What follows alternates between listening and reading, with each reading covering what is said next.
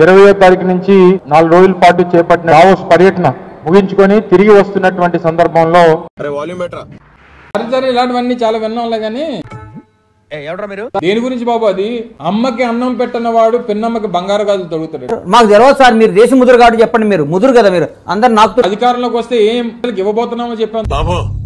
బయలుదేరు, ఇంటికెళ్ళి ఏం చేసుకుని పడుకో. తీరా మేనిఫెస్టో ఎక్కడ ఉందనంటే చెత్తబొట్టలో పడేసావు. నీలాంటి ఫ్రెండ్ ఉంటే చాలు జీవితం మారిపోవడానికి.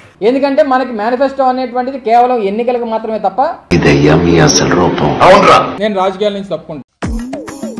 దేవుడున్నారా? సందులోంచి వచ్చి దూరిపోయి మంత్రిని అయిపోయినటువంటి చరిత్ర కాదు మాది. చాలే ఊరుకోరా, నీ గురించి మొత్తం చెప్పేసి మీరున్నాడు సార్. పోనీ ఇచ్చినటువంటి ఏ ఒక్క హామీనైనా నిలబెట్టుకున్నటువంటి సందర్భాలు ఉన్నాయా?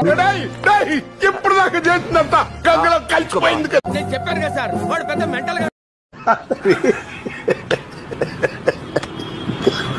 పోతే ఇక్కడ అందరూ వినేసి నమ్మేసి దేవుడి గౌడి గేదెల బాడీ ఇచ్చాడు గాని గోరంత కూడా బ్రెయిన్ ఇవ్వలేదు. ఎందుకు అసలు ఈ రాష్ట్రం మీద పగబట్టాడు అని చెప్పి నేను అడుగుతా ఉన్నాం. నన్ను అప్రిషియేట్ చేయాల్సింది పోయి, నాకు షాల్వా కప్పాల్సింది పోయి, నన్ను పొగడాల్సింది పాయింట్ చిరిగింది, మైండ్ అదిరింది. రాష్ట్రానికి ఏం మంచి జరగకూడదు, దానికి ఏదో రకంగా మనం అడ్డుకట్ట వేయాలి. షాల్వా కప్పాల్సింది పోయి, పొగడాల్సింది పోయి, నాకు ఇంకా అవార్డు ఏదైనా ఉంటే నాకు ఇవ్వాల్సింది. దుకాణం కట్టేద్దాంరా. నాకేం కొత్తగా సీఎం పదవి 14 సంవత్సరాలు ముఖ్యమంత్రి చేసి ఎంత తాగారా మీరు? దౌర్భాగ్యుడి తాలూకా ఆలోచన విధానం చూసిన తర్వాత నీలాంటి దరిద్రపు కొట్టి విధం నేను ఎక్కడ చూడలేదురా. పోరాటాలు చేశాం, అనేక ఉద్యమాలు చేశాం. నెత్తి మీద డిస్కో ఆడుతుంటే నా మాట నువ్వు ఎందుకు వింటావురా? 23 మ్యాచ్ అవదు.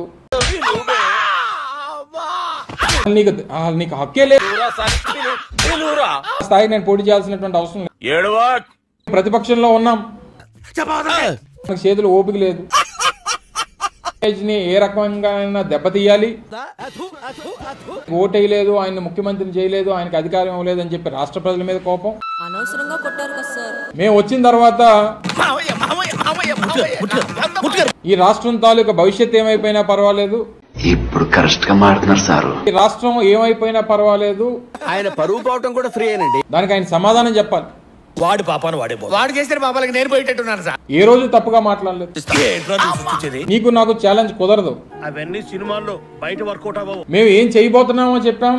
మీరు చాలా మంచోళ్ళని తిట్టడానికి మాట్లాడుతున్నావు తప్ప తెలీదు, గుర్తులేదు, మర్చిపోయి. కానీ ప్రపంచ వేదికల మీద మీరు వెళ్ళిన దేనికి, మీరు ఇన్ని కోట్లు ఖర్చు పెట్టిన దేనికి? వెదవ్వే అనుకున్నాను, తేడాగాడివి కూడానా?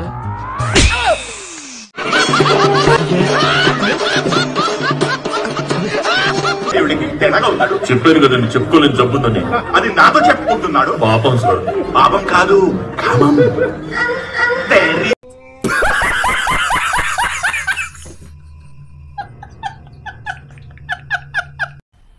मजा आया और मैं ये जो मजा है हिंदुस्तान के हर व्यक्ति को देना चाहता हूं. ఓకే బ్రదర్స్, ఒక తల్లి కడుపును పుట్టకపోయినా ఒకే ఆటోలో కలిసి ప్రయాణం చేశాం. ప్రజల వద్దకే పాలనలాగా ప్రజలతోనే ప్రయాణం. డౌట్స్ ఏం పెట్టుకోకండి. మీకు ఎప్పుడు రావాలనిపిస్తే అప్పుడు వచ్చేయండి. ఖర్చు లేకుండా కాఫీ తాగుతాం, బిల్లు కట్టకుండా భోంచేద్దాం. సరేనా? అలాగే. బయలుదేరమ్మా, మీకు ఆలస్యం ఎలా ఉంది?